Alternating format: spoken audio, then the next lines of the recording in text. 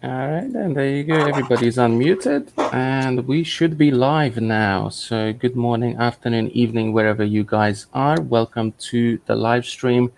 Today, we have some very, very special people on the stream, and we are going to talk about some interesting topics today. So, why don't we introduce ourselves? Simon, would you like to go ahead and introduce yourself to the audience?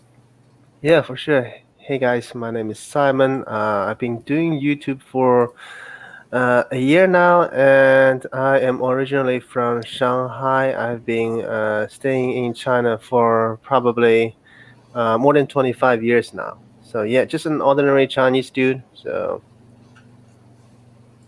Awesome, awesome. Mike, would you like to introduce yourself as well? Yes, hello, good morning, guys. This is Mike. I'm also from Shanghai, and I'm Chinese. And yeah, I have been doing YouTube for almost a year. And from this year, since the coronavirus, I have to stay in China, but I can make some videos about China. So yeah, awesome. Awesome. And we have a very special guest who's making a first time appearance on the stream, and it is Prime in China. So would you like to introduce yourself, Corey? Sure, yeah. So, as you said, Prime in China, American, lived in China for 6 years, 6 years, 2 months, and returned this year to America. And I've just been sharing my experiences on YouTube for, I guess, about 3 years now, and just kind of telling people what I've seen, the good, the bad, the ugly, and just everything. So, yeah. Awesome. Awesome. All right then. So today we are going to talk about, are Chinese people like money oriented? Like, do they only care about money? Is money like the most important thing in China? And obviously, we don't want to, um, be racist about it or pick on, just Chinese people. But since we all have experience living in China and experiencing things, it's probably a good idea to show this to other people and talk about it. So, Simon, you've made some pointers and some side topics for us. Would you like to bring up the first one and introduce it? sure, for sure. So let's just go with the first question. Since I am Chinese, so my experience is largely limited in China. I do lived in the U.S. for like 2 years. Now I am in Taiwan for like 2 months. So my question to you guys is that do you think China is the most materialistic country you have ever lived in your life? So you guys wanna talk about that first? Sure, sure. Do you want to pick anyone, or do you want to answer first? No, Zach, you wanna go first? Sure, absolutely. So I lived in Hungary and I lived in England as well. Now I'm living in China. So when it comes to this question, it's a bit tricky because we are all men. So Mm-hmm. Mm-hmm. I'm thinking most of us we like girls, right? Is that correct? There you go. So being materialistic is, in my opinion, okay. So don't take it for granted, but I think it's mostly a girls thing. That girls like fancy things and money and designer bags and all of these things. I mean, men like it too, but I don't think we are very we are very much materialistic. We do like nice things, but we don't really care about how many, I don't know, designer bags or clothes we have in the wardrobe personally. So are Chinese people the most like materialistic, and is it the most materialistic country in the world? um Kind of, from my experience, because the girls that I've met during my stay here before my wife, they all cared about the designer bags, the jewelry, the money, how much money you make, what kind of house you can afford, what kind of car you can afford. So it is very materialistic.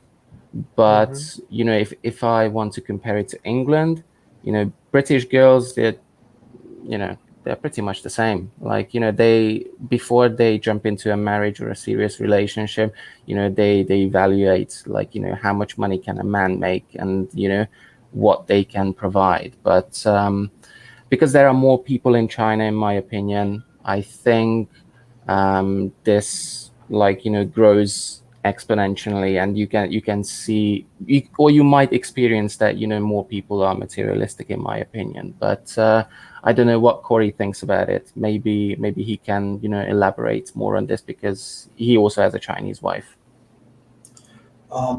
Yeah, sure. So actually, I'm very lucky in the sense that my wife is not very materialistic.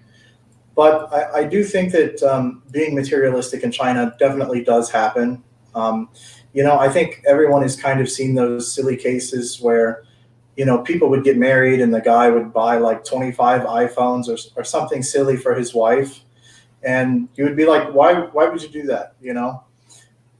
So I think that happens. But I think China is also a country of extremes, in a sense, where, you can see extreme poverty, but you can see extreme wealth. And I think, especially because of China's history and China becoming so rich as of recent, I think people have become, materialistic. And I think people are kind of proud to show that, they can be wealthy, that they can be rich, right?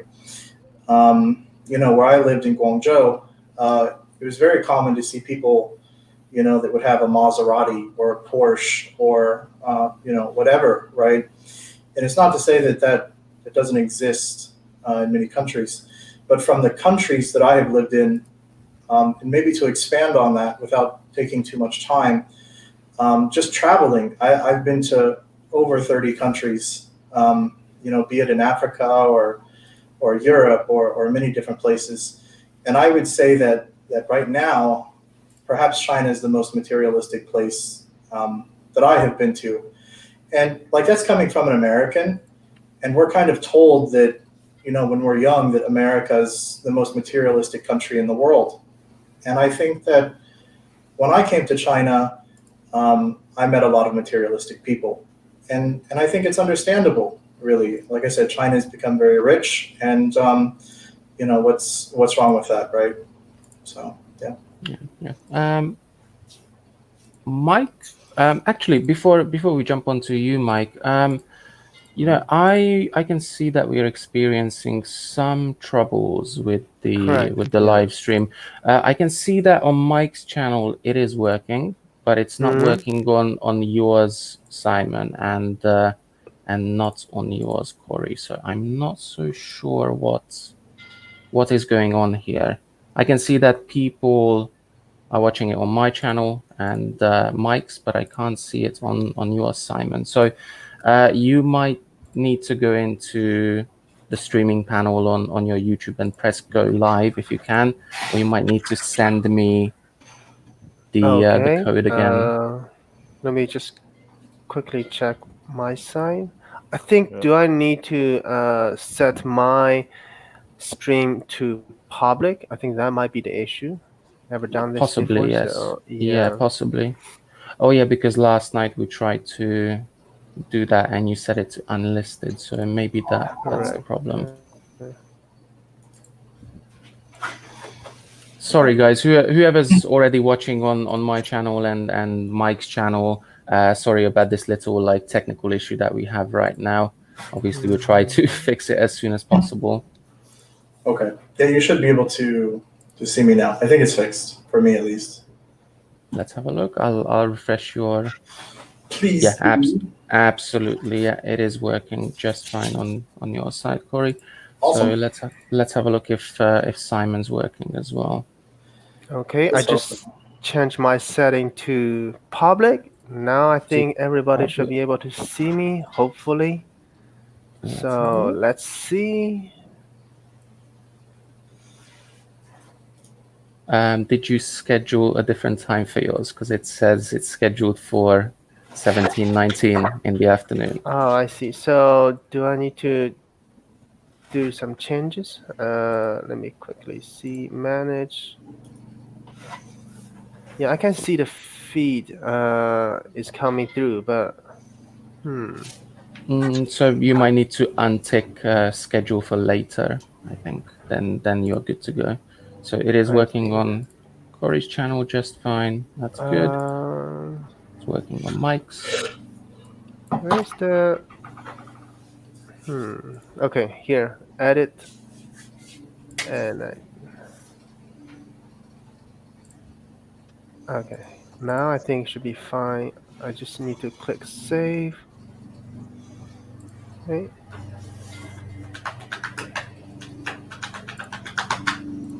I scheduled for August 1st and 8:15. Now I think I wonder if you guys can see me on my channel. If you See. if you Oh, did it for 8:15, live. Yeah, yeah, someone is waiting here. Okay. yeah. I think you can just click. So it got a Go. countdown system, like Yeah. 3 more Okay. minutes. How do I change it to right now? Is that possible to change it to right now? It should be. So when you selected the time for schedule, there should be one called immediately or something like that, I think. I see. Let me see. So I am, Casual just weekend. surfing through your channels. Corey's having, a Okay. cheeky McDonald's, as I can see. Trying to get No, sponsorship. I don't think I can change it to immediately. That's So immediately. very No, unfortunate. what I saw is your streaming time is 2 a.m. or something. Really? Yeah. Man, late streamer. All right. I saw like 3 people waiting on my side. Maybe Mike, you and me, and that's it. No, I'm not For- in that one. So I just I do saw some the- people coming inside my channel, like so the countdown system is like 2 more minutes. All right. So let me ask if somebody is inside my stream. So one waiting, Is- that's gonna be me and probably someone else as well. From Yeah. maybe it's Michael Corey, I don't know. But yeah, I am Oh, definitely. okay. Somebody says, 你说什么？我听不懂。 yeah, we have 3 or 4 people. So hopefully after the countdown system is done, we should be live on my side as well.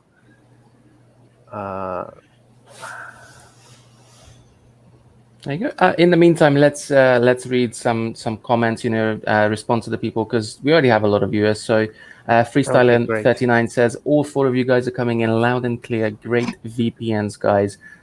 Little disclaimer: Corey doesn't have a VPN because he's such a rebel. He doesn't need one. Living a life. I Saving don't that think I need a $10 per VPN month. as well.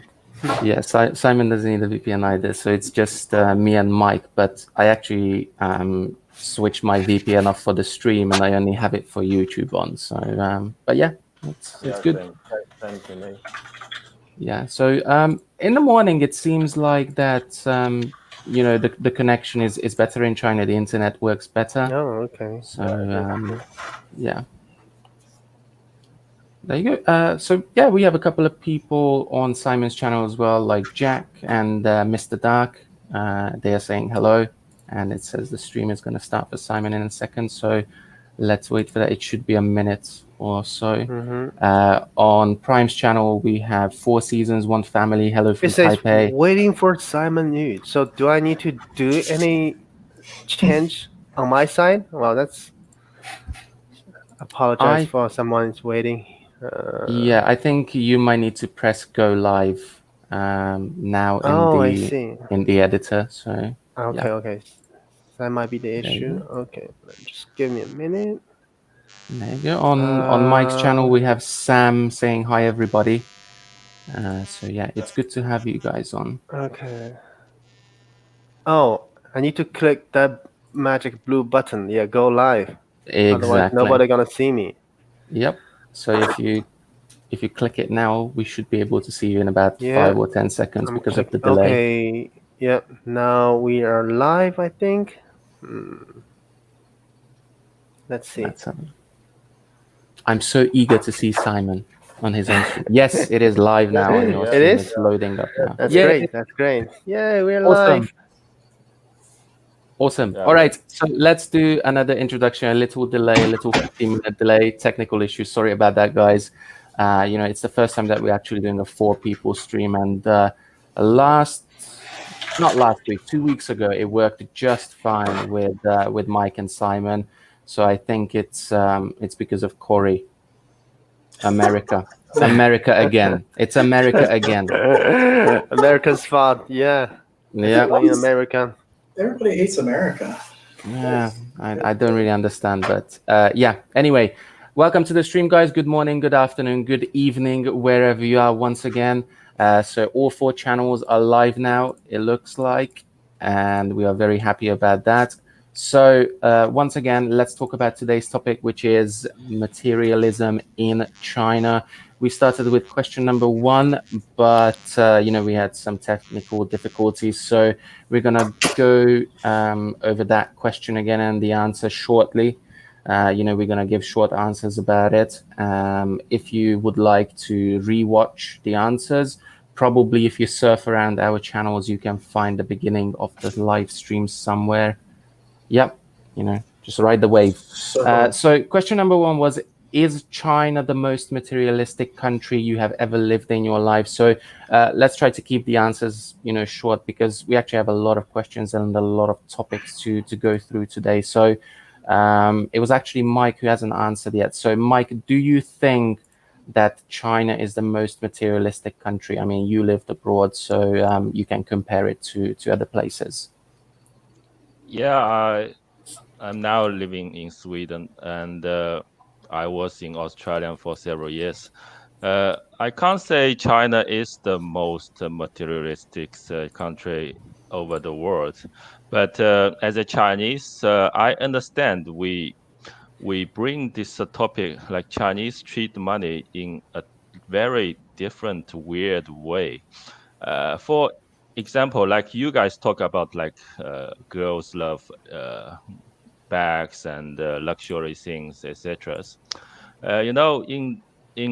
If in a Chinese company, and if you are claimed like you are a rich guy in the office or something, you will be treated better than the others, because those like flattery guys want to make friends with you and maybe can get some benefit from you. Do you understand what I'm saying?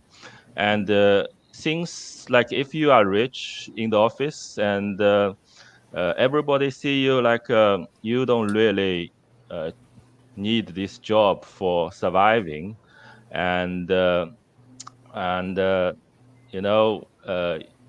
you just treat it like a hobby in the office, and your boss is not that dare to fire you sometimes. Do you understand the logic behind?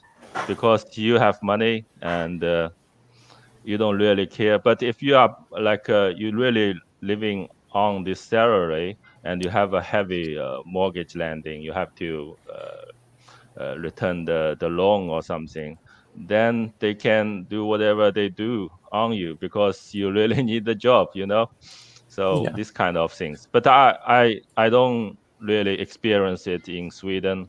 Also not experiencing in Australia. And so because in Sweden, I mean, the salary has some like kind of certain range. So if you are a manager, your salary is almost maybe doubled than the others, but you can not earn like 5 times than the others, this kind of things. Yeah, So absolutely. yeah. Yeah, I have to agree with you, Mikey. Yeah, that's a really good explanation, and it's a really good opinion as well, in my opinion. Simon, do you agree, disagree with Mike, or do you have a different opinion? Yeah, I think Mike's makes sense. Yeah, his comments make Yeah. sense. Mhm. Yeah. What's your like short answer again? For the viewers that just joined us on your channel that missed the beginning of the stream because of the technical issue. So, are Chinese people the most materialistic, or is China the most materialistic country you have ever lived in? So first of all, hey guys, thank you so much for coming to the streaming today. And for me, to be honest, I can only say it from my own experience because I only lived in. I actually spent majority of my time in China, and I lived in the U.S. for like 2 or 3 years now. Currently, I am in Taiwan for 2 to 3 months. So I'm gonna say, compared to the other two places, like mainland China, definitely is probably the most materialistic place I have ever lived.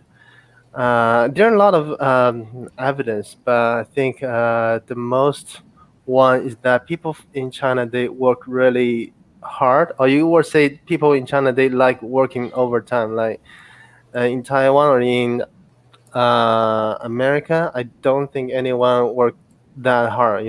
I also been to UK for a while, actually for like 2 weeks, and then during the weekend you can't find any bar open, and that kind of thing would never happen in China.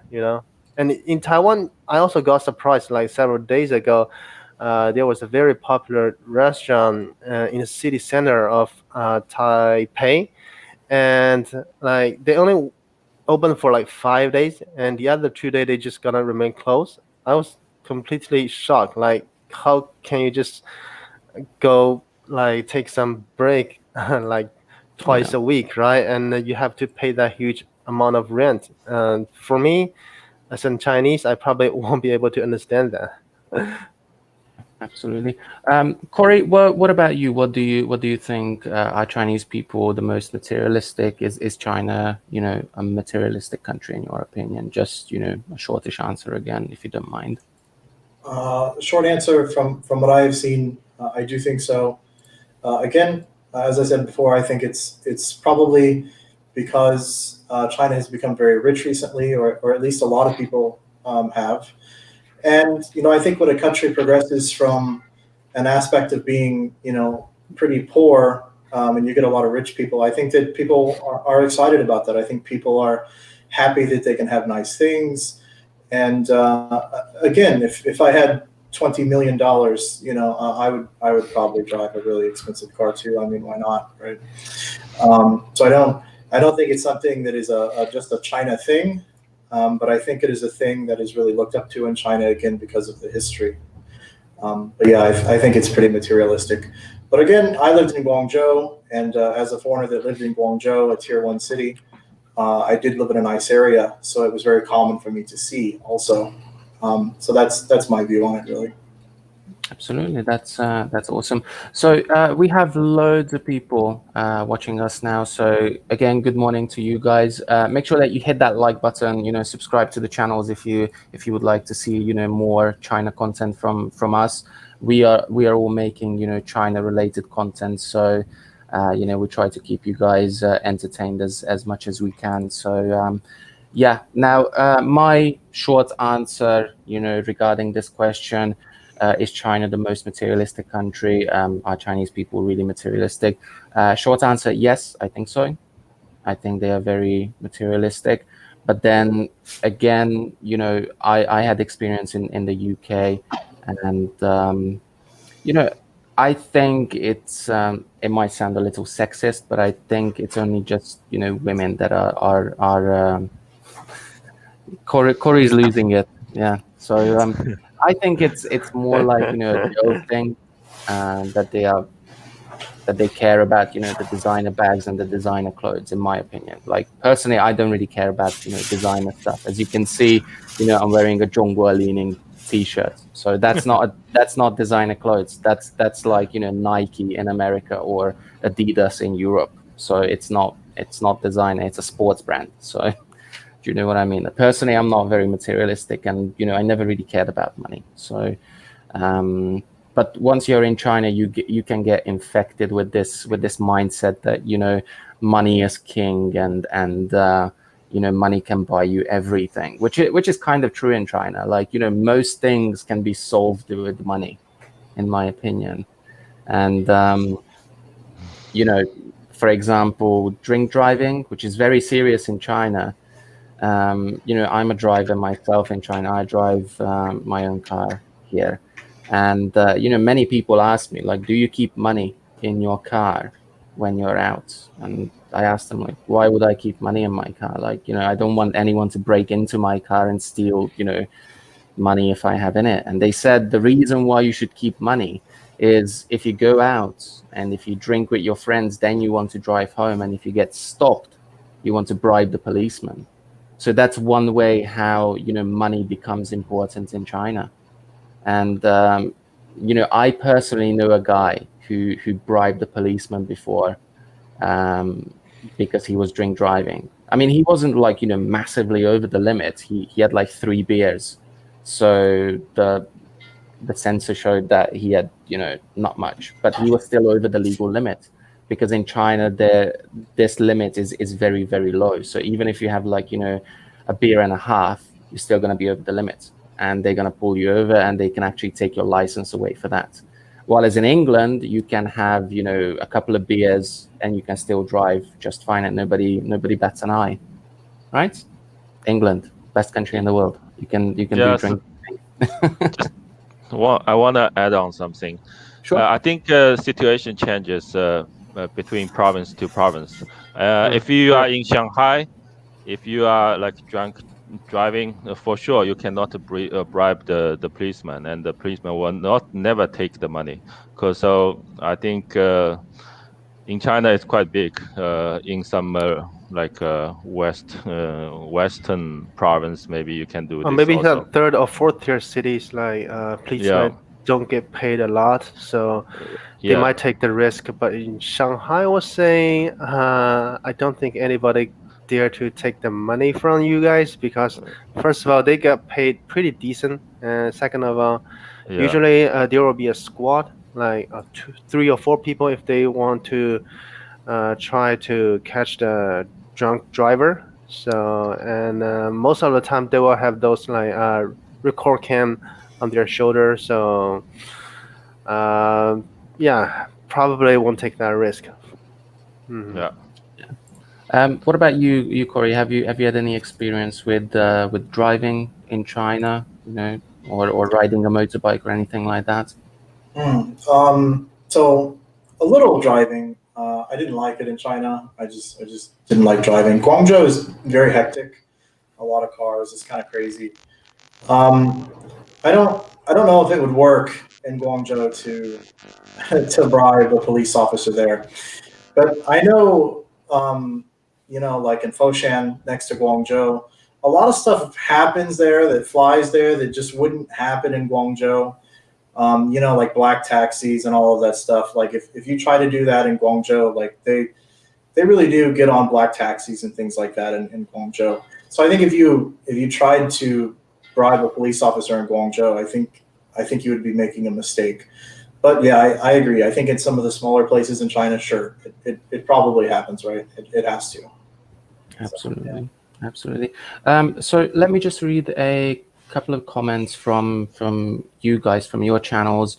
So I'm on Simon's at the moment, and somebody asked, why don't you guys talk about a certain place in China starting with a T? There are very good reasons. Obviously, Simon and Mike, they are both Chinese. Simon is not in China right now. Mike is, and I am in China as well. And that is a sensitive topic. And that's the reason why we don't talk about it. We don't want to get in trouble. One of the main reasons why we don't talk about it is because we are not there. We don't know too much about it. So we don't want to say things that we are not familiar and comfortable with. And I think all 4 of us and I think all 4 of us can agree on this one, that we don't want to talk about things that we are not familiar with and we don't know much about. And I think that is a very reasonable thing to do, and it's probably a very mature thing to do as well. And I talked about this in my last video, little self-promotion, that I don't want to talk about things that I don't know too much about. And some people pointed out that, oh, that's a very mature thing to do. I don't think it's a mature thing. It's just a logical thing to do, and it's common sense. Like, I'm not going to talk about, America and American politics because I never lived there. I don't know too much about it, and it's not, down my alley. I mean, do you know what I mean? Like, I don't really like to talk about things that I'm not familiar with. I don't know if you guys feel the same way or you feel differently. So you're being logical, is what you're saying, basically. Yeah, I mean that's logic. It's I saw. Sorry, I saw a message from my channel. Sure. John Hurty said, "Could you guys explain the word 土豪? If you guys understand this word, like Wow. uneducated Chinese rich entrepreneur or something." Entrepreneur. Yeah, I think those to how probably usually have two meaning. The first is like they are rich, and the second of all, they probably become successful because of some connection, luck, or anything else. Or maybe their personal effort, but usually it means like they're still uneducated, or they lack a certain type of knowledge. Right. Yeah. So it's a negative word. Usually it Yeah. means, hey, if somebody call you too high, it means, hey, you have money, but you probably don't have a very good education background, or you're not intelligent at all. I give you an example. When I was studying in Australia, I got like classmates from China, and their parents are from like Shanxi province. They own a coal mining or something, and they just spend money like sending leaves. And he was like ran into my face and show me a luxury Rolex watch. He said, since I graduated from the language center, my dad sent me this one, which is cost like almost 200K RMB. So this is some kind of example, do you know? Like when they reach some small target, they spend money to celebrate, which is ridiculous. I remember like on Weibo when people were talking about, using that word a lot because it was kind of a word that like people kind of used for a while on Weibo. And people were talking about like, Tu Hao Jing. They were talking about like the golden iPhone. And like everybody was like buying golden iPhones, like the case. And I'm like, why does everyone have this golden iPhone? And then people were showing me Weibo and I'm like, this is crazy. It was just like an overnight like sensation on Weibo or something. I mean, the Tu Hao Jing things shows like those rich people has like very bad taste, when they comes to spend money. Absolutely. And the other thing, what Corey just said, about the golden iPhone, it's trends in China can get out of hand very quickly, like very, very, very fast. For example, a couple of years ago, there is a chain brand called Happy Lemon, and they are selling like tea, like Chinese tea, and bubble tea, and like these big, like plastic cups or whatever. It's called Happy Lemon, and it went viral on Weibo, and ever since then, people are going crazy for Happy Lemon. I just remembered because they opened a new shop in Jilan City, so that's one of the reasons why I think that things like that go viral can get out of hand pretty fast. But yeah, anyway, let's move on a little bit, and let's nitpick some comments from the channels.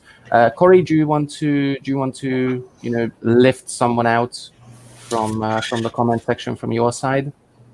Oh, let me look here and see what if someone has any question or anything. Maybe sure. I can kind of find something. Maybe if someone else has something, I'll look really fast and then come back around to me. Sure. Simon, I mean, you have the most viewers on your channel, so do you want to, have a look and, yeah, for sure. Let's see.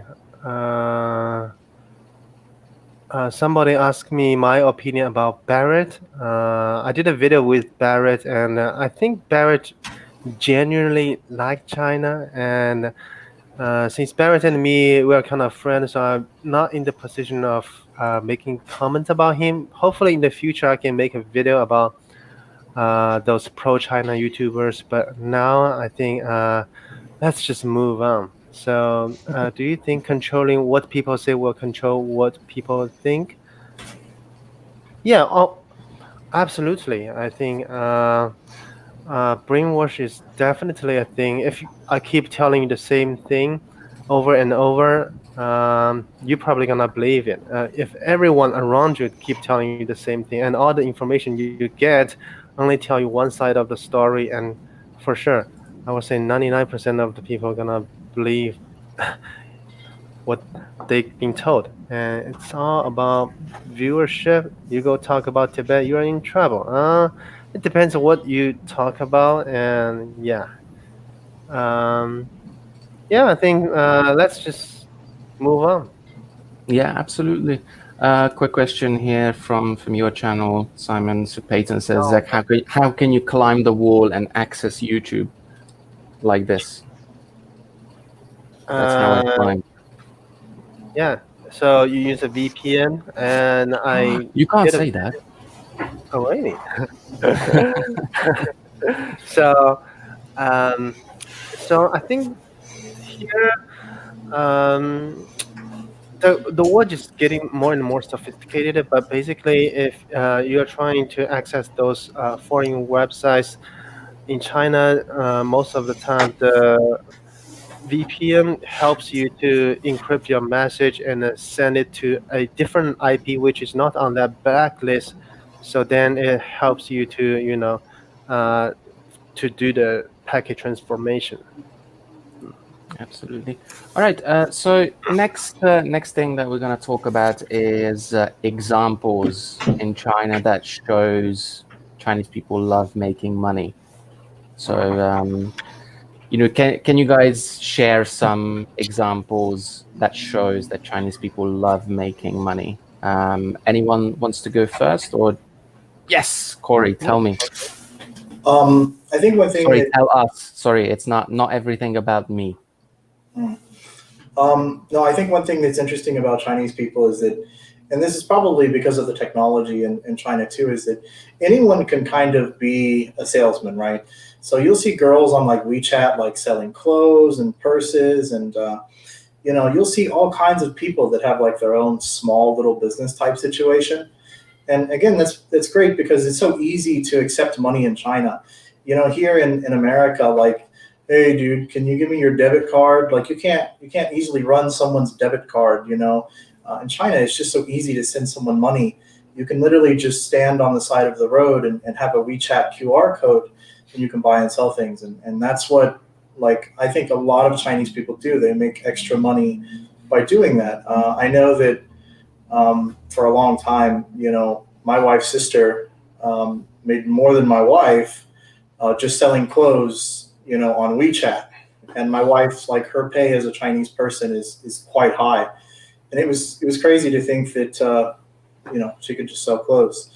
But she would buy crazy things. She would never buy, like, save the money, which is strange for Chinese people. But yeah, I just think that you have that opportunity in China too. Sure. Absolutely. Mike, Yeah. anything? Yeah. In China, like in the other countries, like if you want to ask a friend to come out and have a cup of beer, and you, in the most of the time, you won't like why just myself pop up. I put you up there. Don't worry. We're all here. We can all hear you and see you. It just makes more sense to put you in the front, so people can see who's talking. Yeah. So okay. So it is quite easy to gather like colleagues and friends come out to have a cup of beer without any purpose.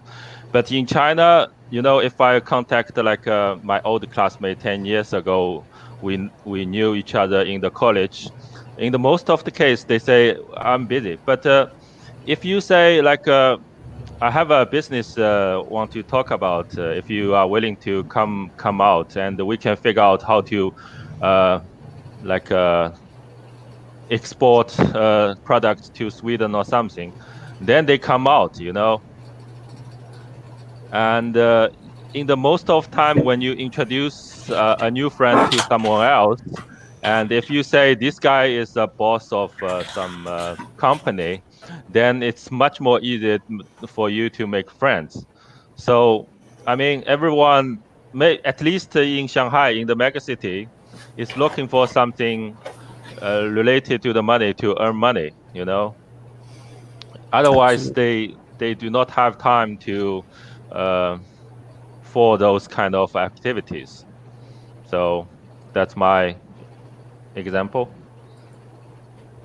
Sure. Simon, anything that you would like to add to this one? You mean any experience, like Yeah. to Example. prove? Okay. So I think there are quite a lot of example.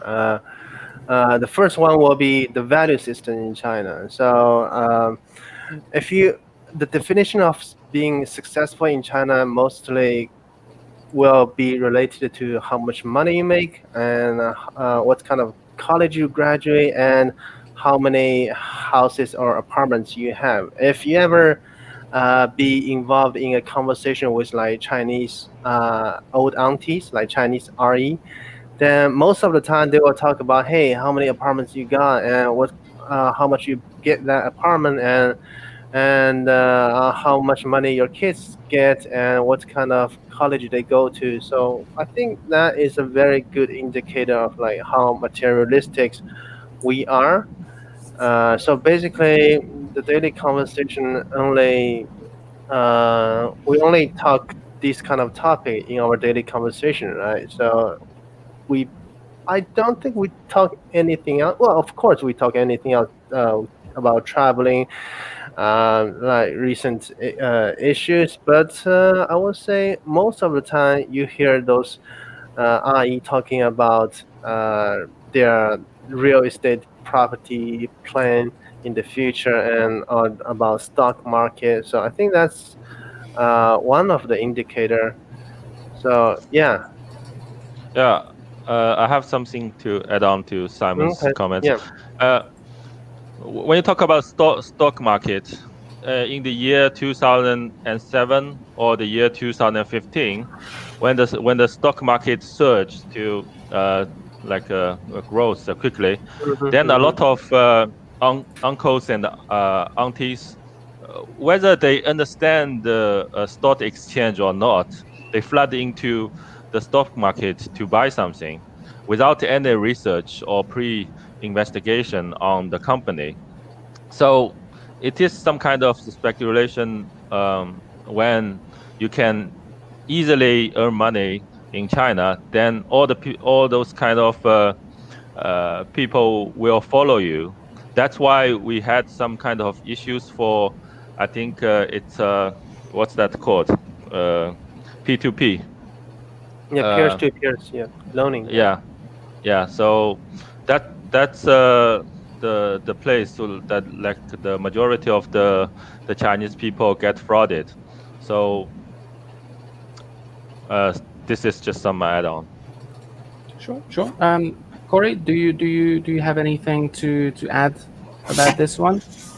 Yeah, I think materialism also in Chinese culture can also is a part of Chinese culture in some sense because as a guy, a lot of girls will request it, like maybe you have a house or maybe that you have a car or something like that, and maybe if you don't have that, it could be issues because especially like for me, for someone that lived in Guangzhou, there was a lot of guys that were great guys, right? Like they worked hard, they were nice people, and because they couldn't get a house because the cost of a house in Guangzhou is maybe it's not Shanghai, right?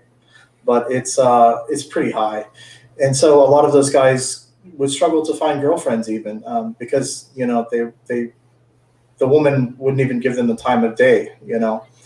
And I remember there were times like there was this instance where like people were advertising relationships in parks, and they were saying things like, oh, my son, he has a house and he has a car.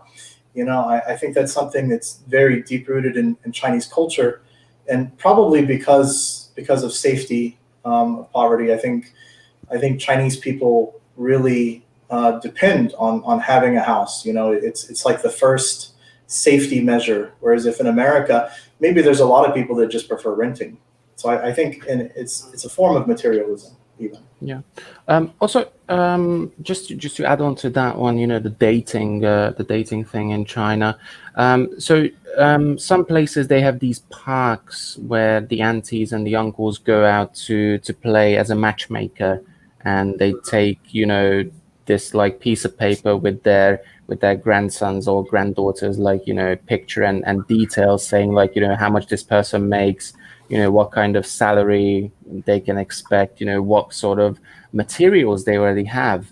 And that's one way to kind of show off and show the belief in materialism, in my opinion. Well, in Sure, the Mike. Western yeah.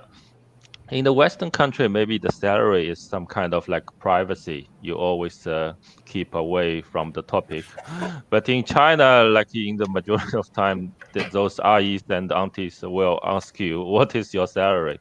And that might be a culture shock to the foreigners who just arrived in China. Absolutely. And I have Sure. a subscriber bring up these real estate questions also, because I think nowadays, if you in the first tier city, if you are just like doing a regular job, the real estate is too expensive for you to afford. In Shanghai, it goes to like 5 million RMB to 8 million RMB if you want to still living in the suburb, or not the city center. The city center is super crazy now. So for the ordinary people, if you just earn like in Shanghai, it's relatively higher than the other provinces or cities. It's like around 8,000 to 15,000, but it is still very difficult for a guy who working like 9 and 6 and to try to afford this kind of apartment. And the mortgage lending interest rate is very high compared to the other countries, because in Sweden I pay like 1 point some percent for my total loan, and every month I can just cover it, no problem. But in China, if you take those commercial loan, it goes up to 6% or something. And we do have a house fund. It's called Gongzhijing. This one is relatively lower than the commercial loan, but you still have to pay 4.5 or something. I'm still paying it until now. So this is the situation in Shanghai, and maybe it's reflecting to the majority of the big cities. Yeah, Absolutely. So let's move on to the next thing. So there was a comment here that I couldn't bring up because it was on someone else's channel. And it says, do you guys want to talk about the effect of materialism combined with nationalism? Now, that is a very interesting question. And basically, it means, the whole thing about China being, great and the government being the best for the reasons that people are rich.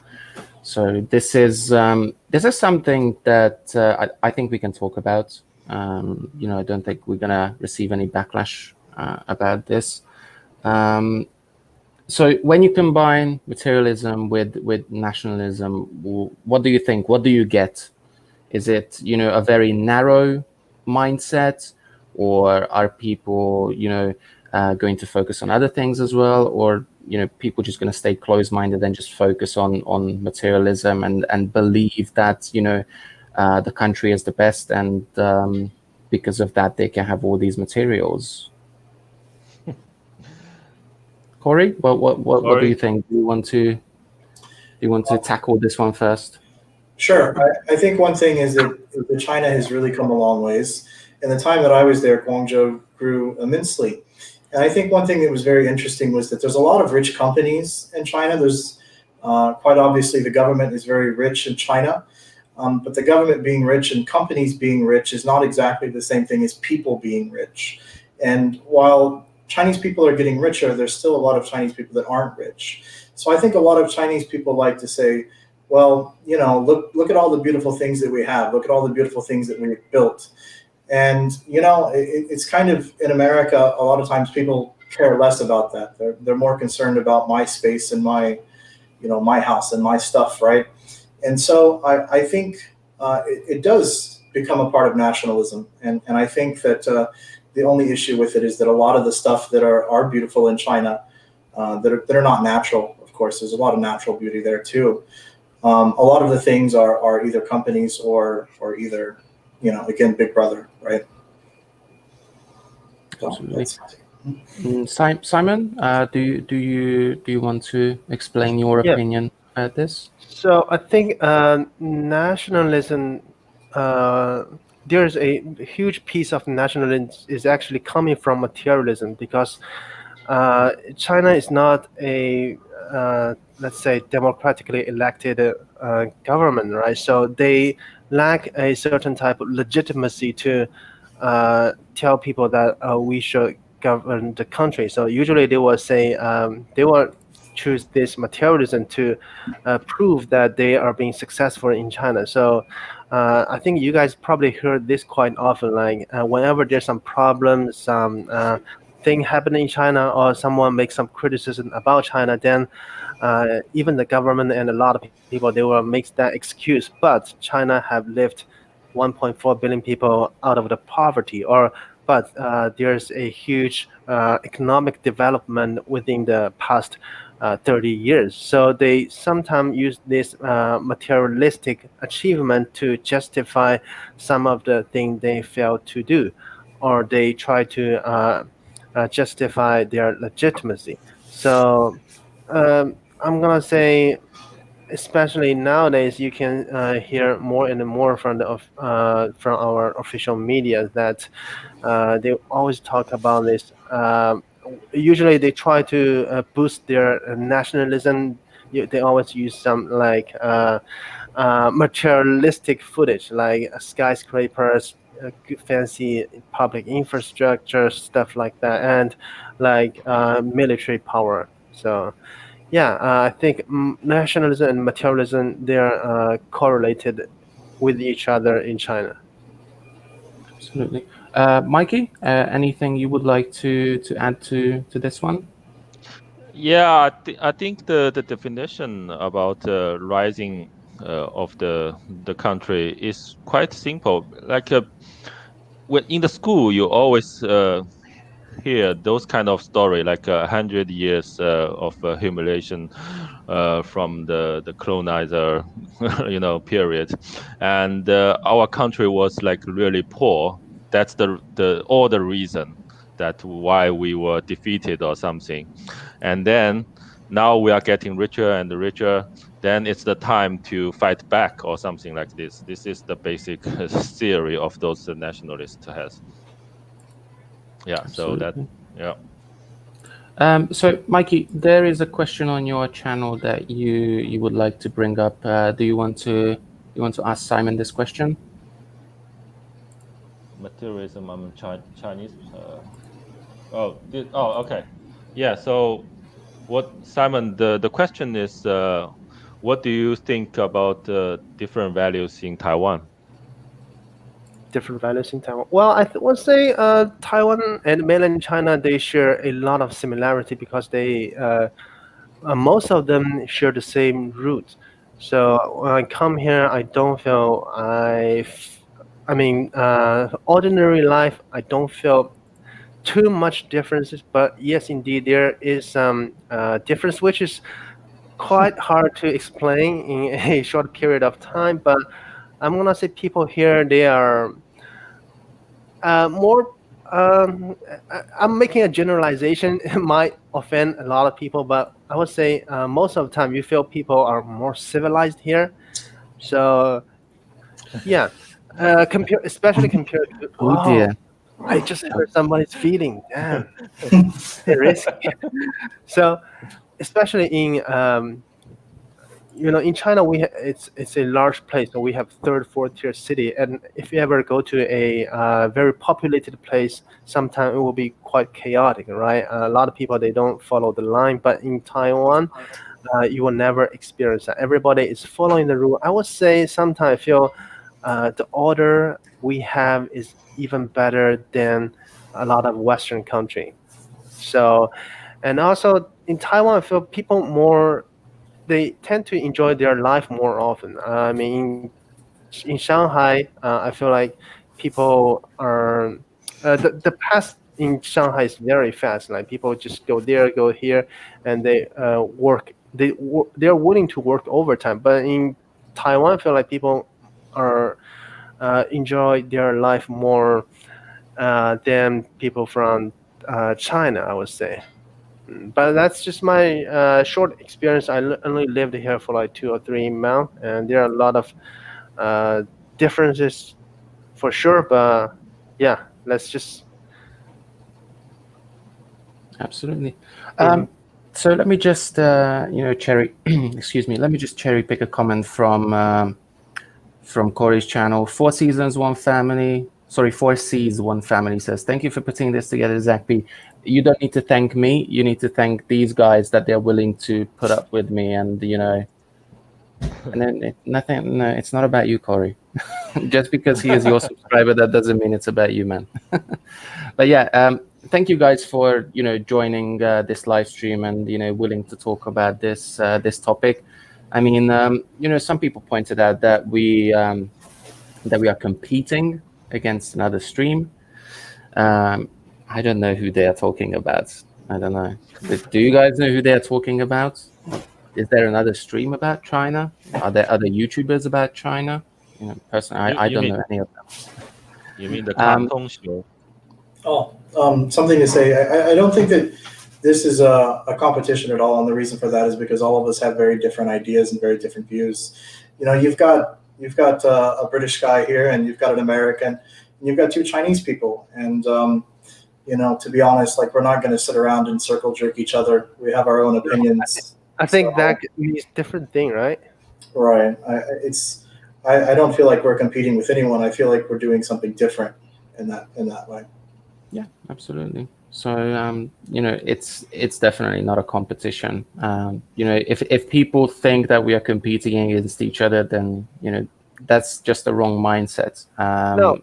Hey Zach, I think your audience means are we competing with other people who are doing the stream at the same time? Yes, Do I understand the question right? yes, that's the one. So I don't think we are competing against another stream or other people or even against each other. For me, it's not a competition. I do YouTube because I enjoy doing it, and it's a hobby for me. I don't know how you guys feel about it, but for me, it's just a hobby. I'm not even monetized, and I'm very far from it, so I don't really care about it personally. So definitely not a competition for me. Anyway, let's not waste time on this one. I think we explained this very well. I'm winning. You are absolutely winning, in my opinion. Now, some pros of materialism. I mean, we only talked about the negative things and why being materialistic is a bad thing. Why is it a good thing that you can afford the latest Huawei phone, or you can afford the latest, I don't know, Apple laptop or whatever? Why is it a good thing that you can buy things? What good does it do for you?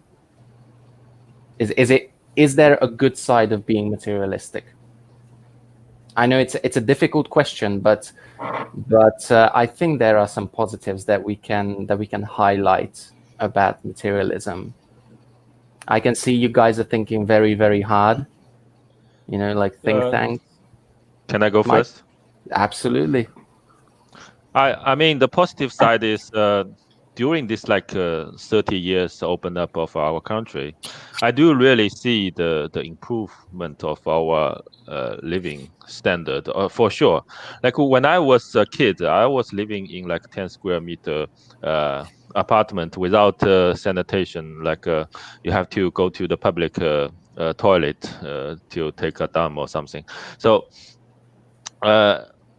within this like decades and decades, of course it is helped by the other countries, like USA is the most, I think. Our country is getting richer and richer, and now we have the ability to access all those like modern stuffs. Before it wasn't. Like when I was a kid, it was hard for me to buy a transformer toy actually in China. It will cost like almost 1 month of my parents' salary.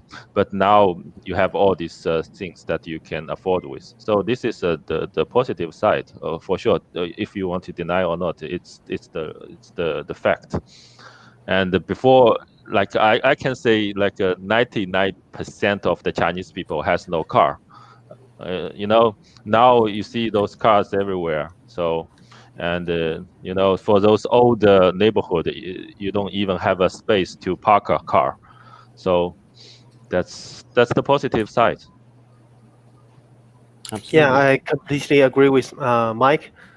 I think having a certain degree of materialism is good, because if you don't have like materialism at all, like everybody is about spiritual, then nobody gonna work, right? I mean, for the past 30 years, those economic achievement is not achieved by like only the leadership of the government, but by everyone's hard work. So if people don't care about money, then nobody gonna come here and work 24/7 in those construction site. And how do we build those bridges, public infrastructure over like 2 or 3 years, while those kind of construction might be completed for like 20 or even 30 years in some like developed country, right? So I think there is no doubt that having that's the good side or positive side of materialism.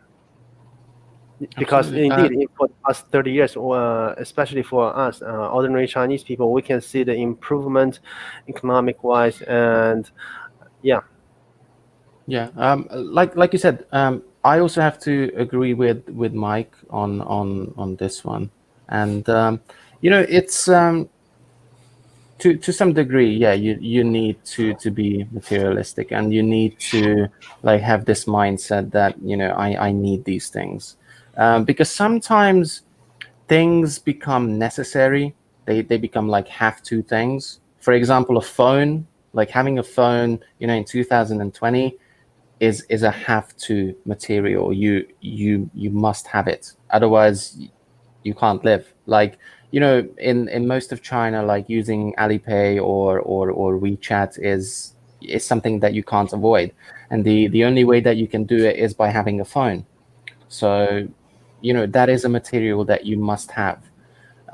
Having a house is another material that you must have. I mean, I'm not saying everybody should buy a house, but everybody needs a place to live in. So even if you are renting, that is kind of yours. Like you are the one living in it. You're not outright owning it. And in China you can't really like outright own a house. So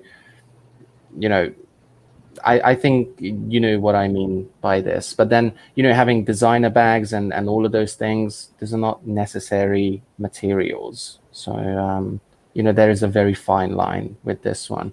Like, I don't need a Gucci bag, but I need a phone. If it's an expensive one, then, that means I can afford it. But I need a phone either way. And then it's down to my personal, choice and decision if I want to get an expensive one or if I want to get the cheapest one and probably replace it in 6 months. So, personal choices. Corey, what do you think about this? Are there any other pros regarding materialism? Yeah, I think I can agree. Materialism is a requirement, and the reason that it's a requirement is because, as an example, when a lot of foreigners, when we come to China, you'll hear them like whining and complaining. They'll say, "Oh, there's no toilet paper in the bathroom," right? Because that's like a very basic expectation in the West, right? And that's something in China that people have adapted and kind of worked around. Everyone carries, toilet paper essentially in their pocket because they realize that, it's not going to be there when you go to the bathroom. But it's definitely changing in China, right?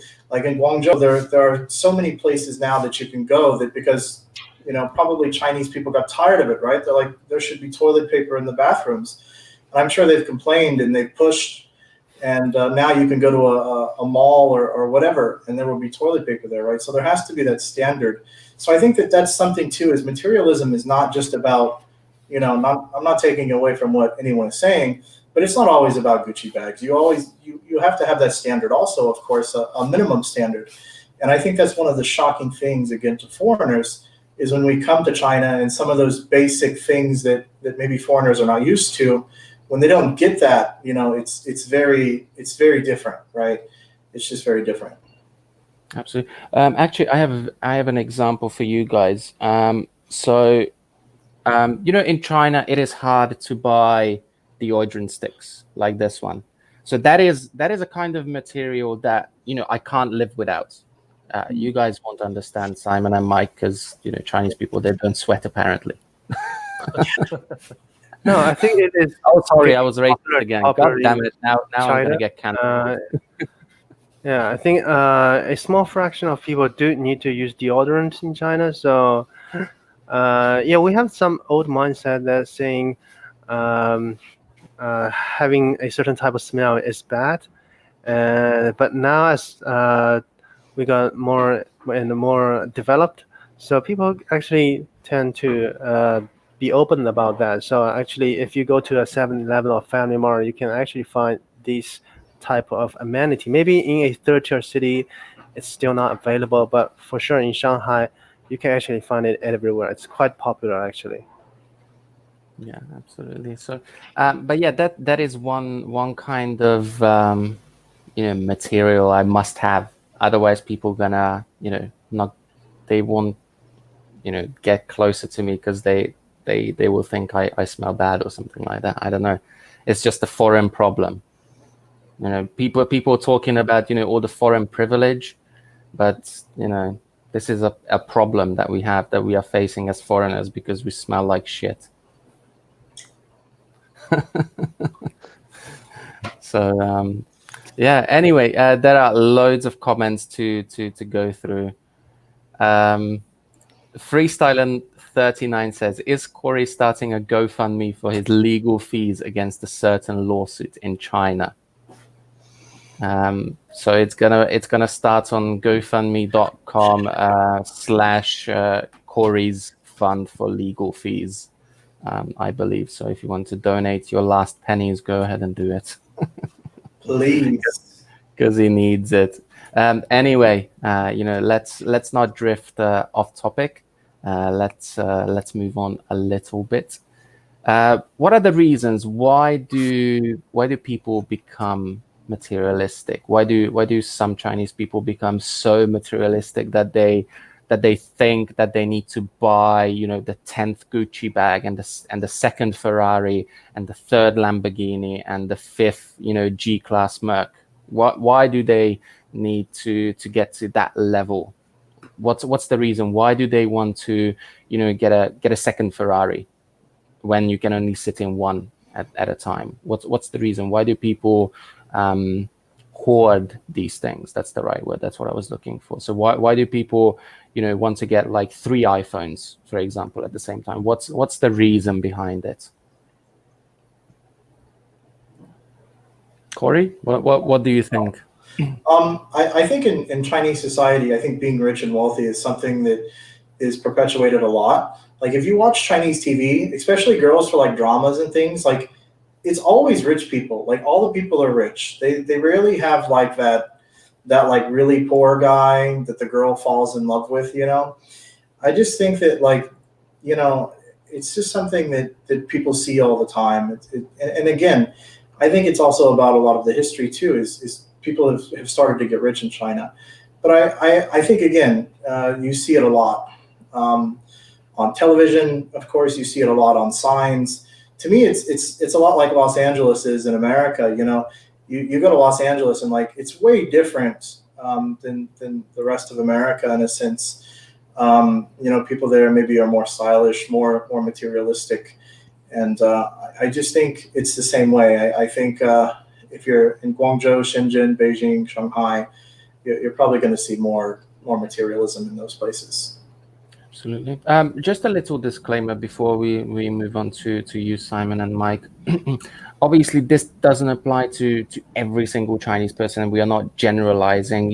We are talking about maybe the top, I don't know, 5%, 2%. I don't actually know. I don't have any numbers, so I'm just taking a wild guess. But we are talking about people that can actually afford these things. We are not talking about the country as a whole, and the auntie down the road, picking the trash can afford a Ferrari, because that would be stupid. Like I don't think any of us are stupid here, and we want to generalize like this. Anyway, Simon, do you want to share your point and your opinion on this question? Like I mentioned before, in China, materialism is the whole definition of, or actually, being rich is the whole definition of being successful. So I think that's also one of the reasons why when people have one or two houses, they keep buying more, because more house means more successfulness you will have, right? And same goes with those luxury stuff. People buy it so they can kind of like showing off to their friends or their pals, like, hey, I got 3 or 4 Rolexes and I got a private jet, stuff like that. So, I mean, in China, the issue is that we don't have anything to value for. So most of the time, you and your friend, you guys stay each other. You always talk about some material you have, either it's a house or a beautiful girlfriend or stuff like that. So it's sad. It's largely due to the current system we have, I think. So, but I also think there's another type of materialism that is a lot of people who stay under the poverty line. You can see a lot of people, they work extremely hard, right? They are willing to work overtime in the factory. And I think it is also due to the welfare system we have, because in China we don't actually have a very good welfare system. So people are just on their own. So if you are rich, then you're fine. If you are poor and let's say you get a cancer, then you're probably in big trouble. I mean, in first-tier city, yes, we do have a um, average or decent healthcare system, but in some second or third-tier city, their welfare system is completely trash. So yeah, that's also why people are so materialistic in China, because they know if they don't have any money, they're gonna lose everything if they ever face some accident. So Absolutely. Yeah, it's a tricky thing, and it can sound really bad that Chinese people are materialistic, but it is in the culture. Somebody pointed it out in the comment section that it's a really part of the culture, and it is present.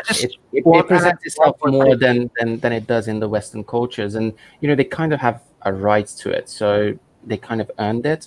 That's what the comment says, and I actually have to agree with this.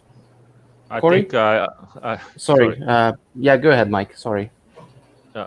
So I think I agree, Simon, very much about this idea he brings up, because Chinese people feel insecure in the majority of the time because of the social security system has more or less problem, especially like medical system and education system, etc.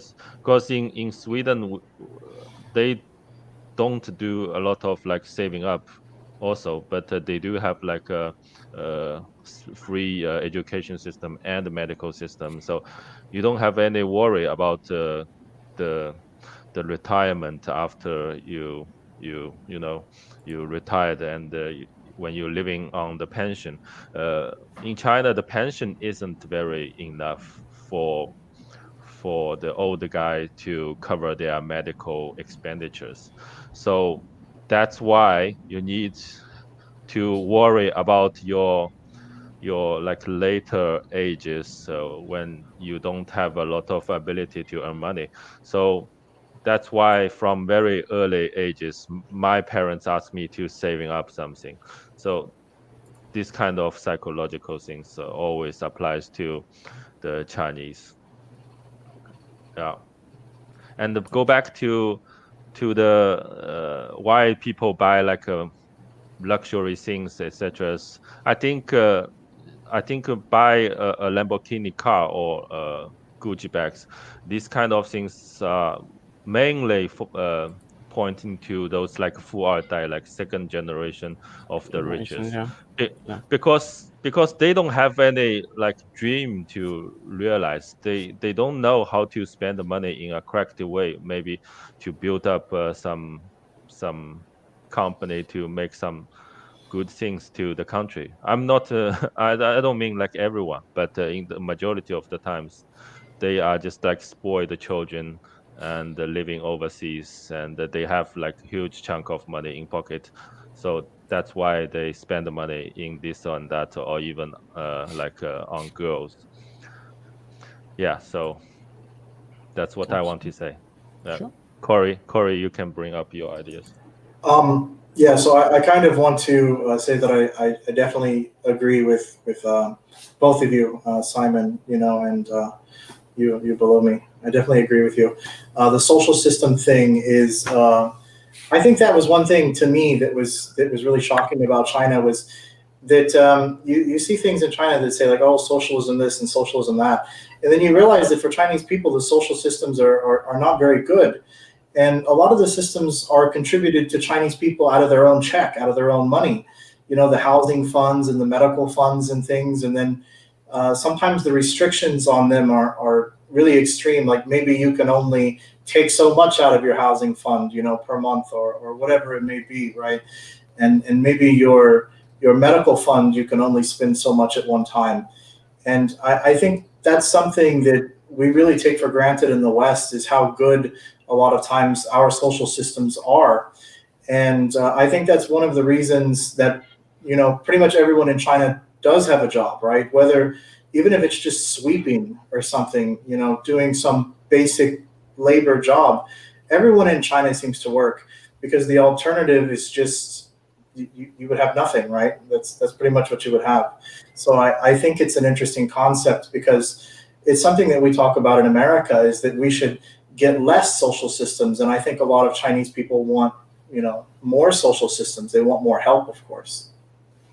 Yeah, about the medical system, I have a colleague who just passed away years ago, and he was diagnosed in China. He got a leukemia, and he was taking the medical system in Shanghai, and then he moved to Sweden, and he got his main like treatment in Sweden.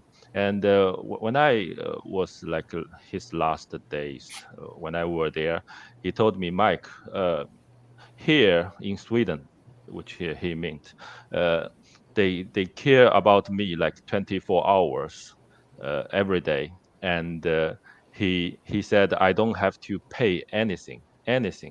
It's all covered by the medical system in Sweden. And he said to me, I will donate all of my properties and savings in Sweden rather than move it back to China after I passed away. So this is show a very typical case how the people are treated in different countries, especially between Sweden and China. Yeah, absolutely. And the other thing is, like, about healthcare. In England, in the UK, we also have the NHS, which is basically free healthcare, and people don't really appreciate it.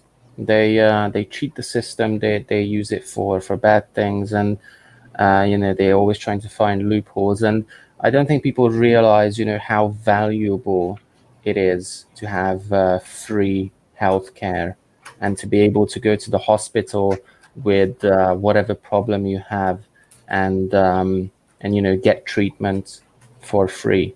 So I don't think people really understand and know how important this is in a society, that having healthcare to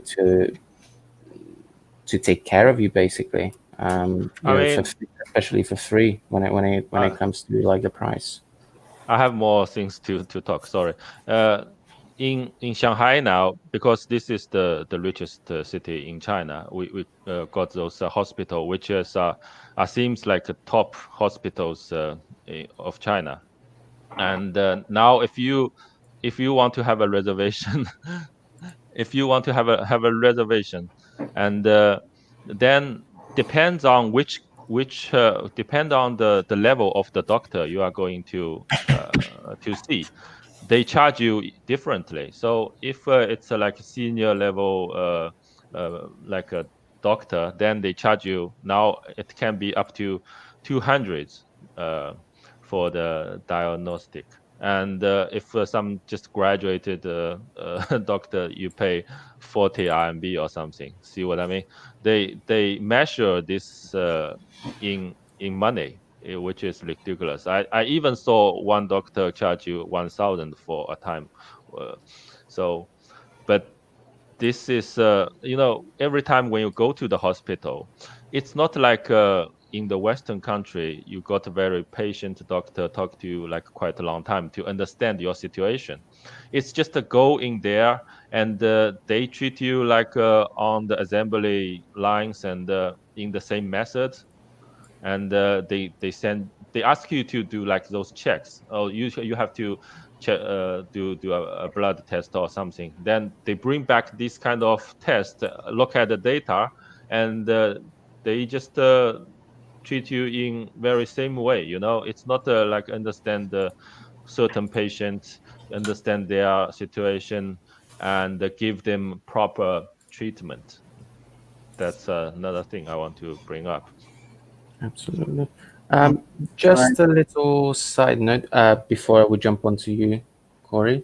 Simon received the super chat, so Simon, would you like to address that one? I mean, there's no comment to it, but yeah. Kane Ray, do I pronounce his name right? Kane Ray. Thank you so much for your donation. There you go. But yeah, Simon, you've been quiet, for a while. Do you want to share your opinion about things? About the healthcare system in China? Either healthcare, or we can take a U-turn and we can talk about the materialistic thing regarding healthcare. Yeah, I think healthcare system in China is good and bad, I would say, because my mom, she's a doctor in China and in Shanghai. So I want to say, I think the good part of I can only talk about healthcare system in Shanghai, which is the place I live in. I know there's a huge difference in terms of healthcare system between cities in China. So in Shanghai, I would say, of course, we have the best healthcare system across our country. And I'm gonna say, in terms of like, if you get some small disease, or if you get a flu, or if you get some small things, it's okay when you go to a hospital in China. Actually, you don't pay a huge amount of money, because in China, doctor get very low payment compared to a lot of Western countries. So just take an example. I would say a typical doctor, they usually make maybe 10,000 to 20,000 RMB per month. So each year they probably get like usually let's say 200,000 RMB. So which translate to US dollar, it's gonna be like 30,000 US dollar, which is nothing compared to the West, right?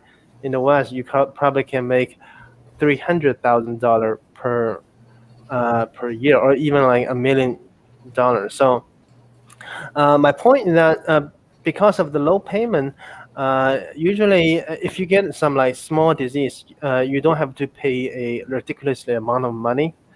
And also, Mike just mentioned like people treat patient very impatiently in China because a lot of time we only have limited resource here in China, especially in Shanghai. Those large hospital, they're not only treating um, patients around the city, but they are actually treating patients across the nation. A lot of places they don't have like those big hospitals, so they kind of have to come all the way to Shanghai and to get their treatment over here. So take my mom as an example. Every day she has to take care maybe on a easy day maybe 80 patients, but on a busy day maybe more than 150 patients. So she don't actually have that luxury. They know she doesn't have enough time to be patient to every single patient. So that's the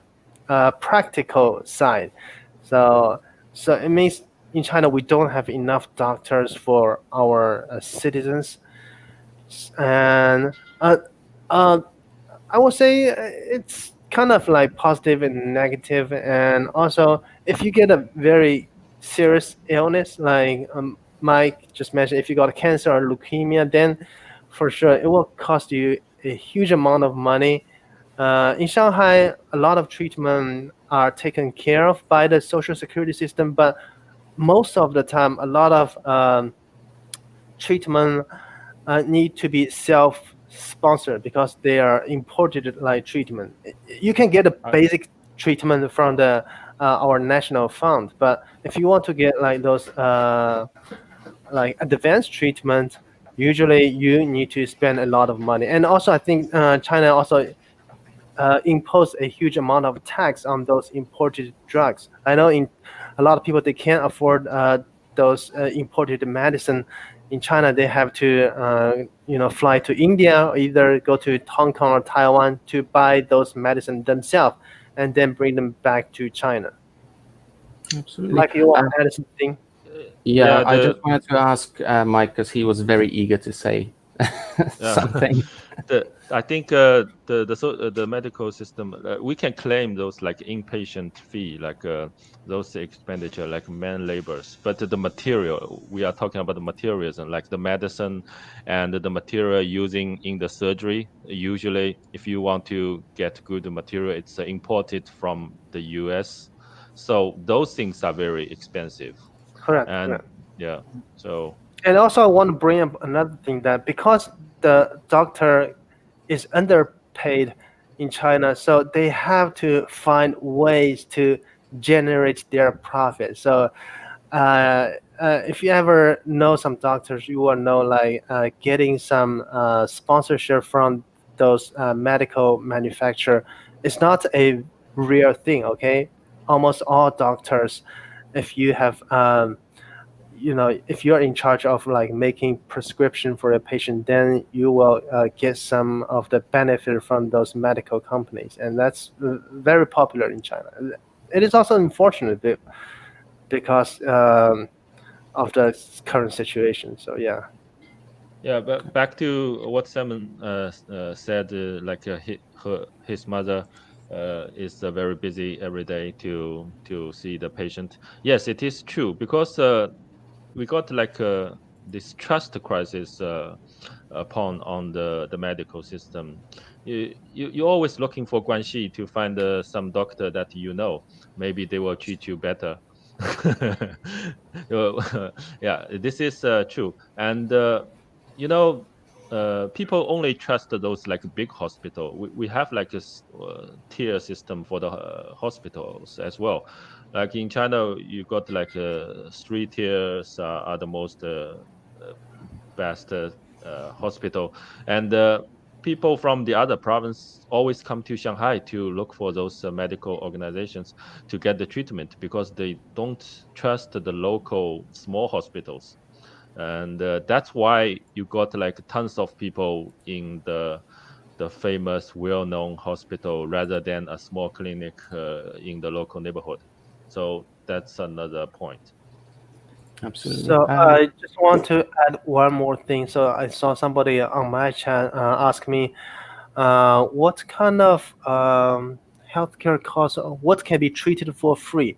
Well, that's also a kind of difficult question and largely depends sometimes it even depends on what kind of company you work for. So it might sound ridiculous to you guys, but in China, if you work for some national companies and if you reach, if you work for certain type of institute from the government side, then if you reach to a certain point, you can actually get free healthcare, and it's not on record, So some of my grandparents' friends, they work in those institute, and yeah, the healthcare system won't be able to cover that, but the company they work for actually will spare some fund, some personal fund for their employees. So that's why a lot of people, they are willing to work for those national companies, even they don't look very attractive from the outside. You just do some very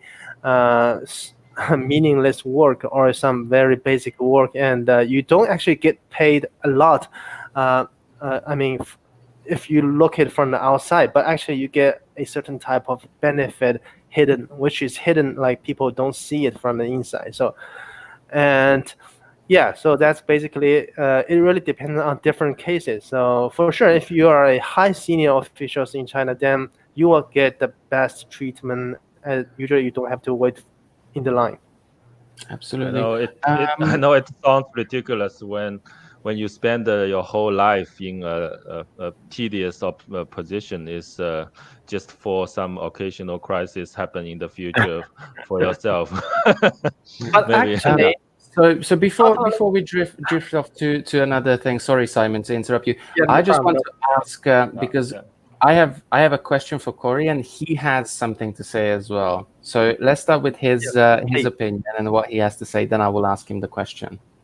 So my experience with Chinese in hospital in China was I went to a hospital that was not.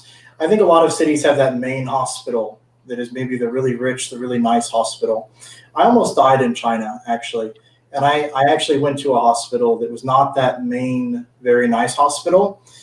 And the cost was very little, to be honest, but the quality was very, very little too. I was in the emergency room, and like, I don't want to sound like I'm taking a dump on China, but there was a guy smoking in the emergency room, and I have like oxygen in my nose, and there's like mold on the wall, and none of the doctors spoke any English, of course. And when you're that sick, you can't speak English as a foreigner. You're definitely not going to be speaking great Chinese. And so my wife was talking to them, and I was there for a week, and it was very cheap, but the quality was very poor. And they actually brought a doctor that spoke English from the main hospital once the American embassy, the consulate, had gotten involved.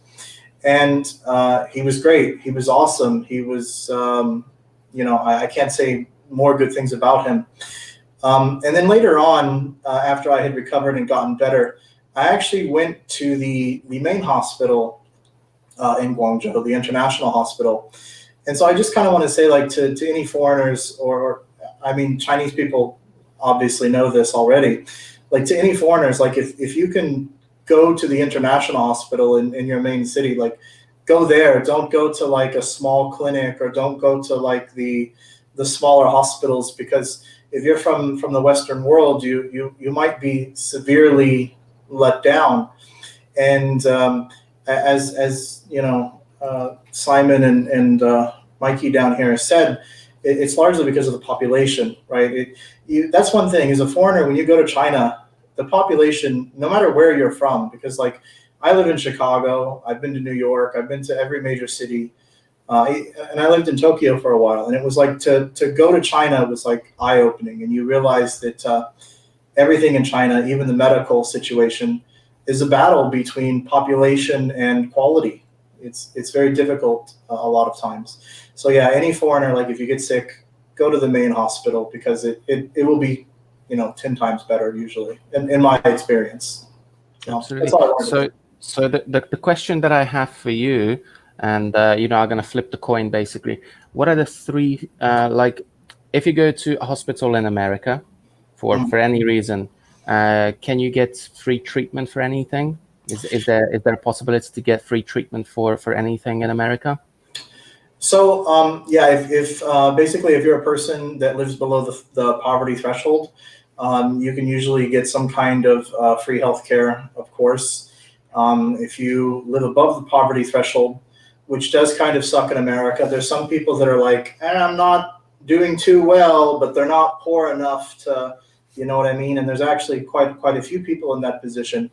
If you have your insurance card and you have the money, like I have a savings and emergency fund, and if I have to go to the hospital, I will pay that deductible, I will pay that fee, and my healthcare will be great. It will be amazing.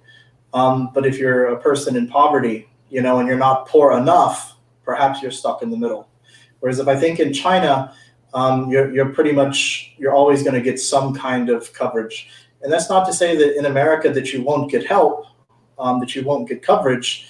You'll just get a big bill in the mail, basically, that you'll probably never be able to pay off. So, absolutely. Yeah.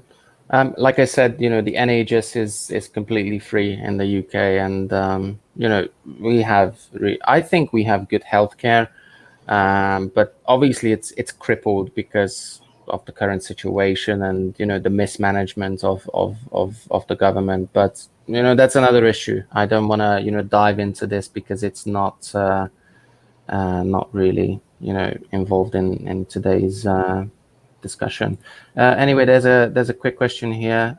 Zach, what city are you in, and what city is Prime living in? And Simon, and might as well involve Mikey since he's here.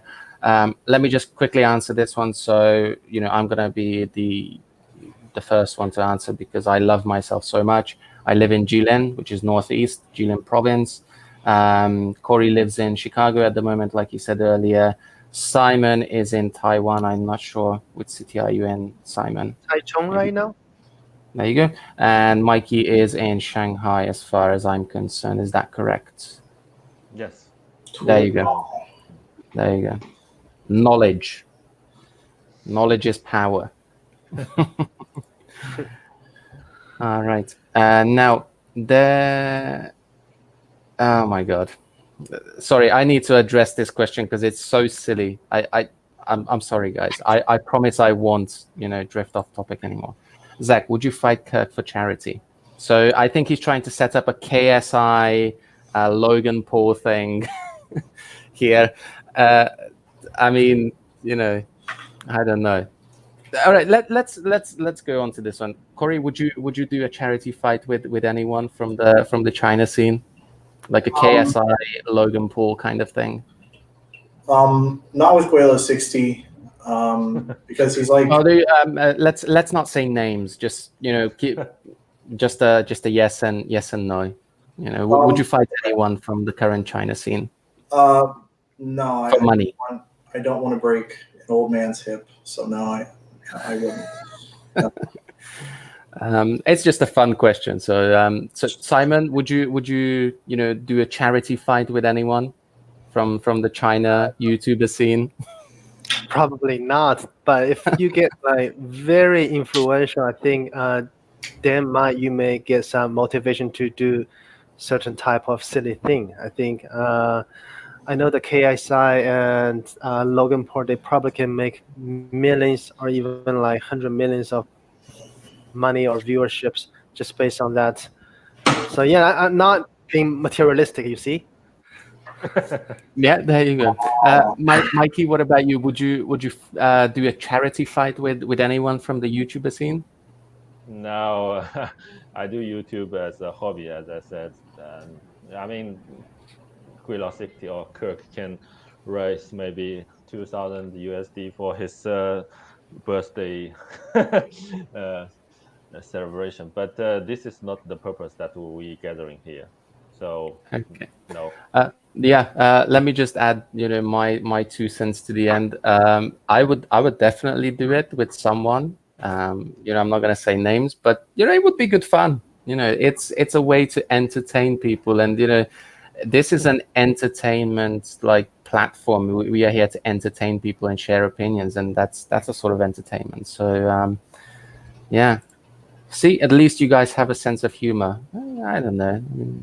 I like to think I'm a funny. Well, I can't say that word, but yeah. I always thought I'm boring when I make videos because I'm not that kind of character, but Yeah. I'm happy to see Corey's videos, very Yeah. very entertaining. I guess so. Lauren says, "What is the purpose of this gathering?" So yeah, we're kind of drifting off topic. So sorry, guys. Let's jump back into the main topic. So, about materialism in China, is it going to change in the future? Do you think? Is there going to be a change regarding materialism in China? Um, what is the reason that might change? Is it like an influence from the government, or an influence from the outside, or people just gonna simply turn around and be like, from now on we don't want Ferraris and we don't want money, we don't want anything, we're gonna live on the countryside and we're gonna build dirt houses from now on. Is there a possibility that this is gonna change? I can go first. I think it is possible to change overnight because as you can see, look back to the history. Before the 80s, we were not that materialistic. But when the government decided to open up our country, it's like suddenly everyone is chasing that. But so if some like top decision making to go back to like the old time, maybe it will happen overnight. So this is my opinion. Absolutely. Corey, what do you think? Is there an opportunity, or is there a reason why this is going to change? Um, I think that it's something that if it happens, will happen because of natural progression of people. As an example, even though China has its long history, the government is still very new, and countries like America and the UK, our governments have actually been around longer than China, and so our people have socially progressed further than a lot of people in China actually. And I think that at one time in America, it's definitely had its same thing where a lot of people now seem to care less about a lot of that stuff. You can actually live next door to a person that's very rich, and you would never know that they're rich, right? It's very common in America. So if I think it happens in China, I think it will happen because of natural progression. But the thing that Mikey said is that if the government wants to decide to do something in China, they will definitely do it, right? And they will definitely make that change. But I don't see that happening because I think that it's a positive thing in the eyes of Chinese people and the outside world to look and see that Chinese people are driving nice cars, that Chinese people have nice things.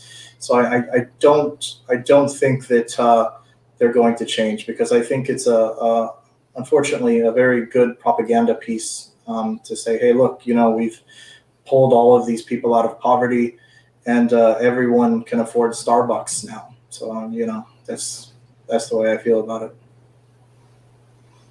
Simon, anything to add to this one? So I think I will agree with PrimeInChina. I will agree with Corey because I would say, yeah, I mean, like I mentioned before, the legitimacy the government have is solely based on materialism, like I mentioned before, right? So all economic achievement, all those public infrastructure. Whenever you talk about some bad thing about China, they always use that as a shield to try to deflect all the problems. So, and currently they haven't figured out another way to prove their legitimacy. So I would say in the foreseeable future, the government still will use materialism as a way to, how to say, to protect their legitimacy. So, I mean, if we don't have legitimacy, what else do we have, right?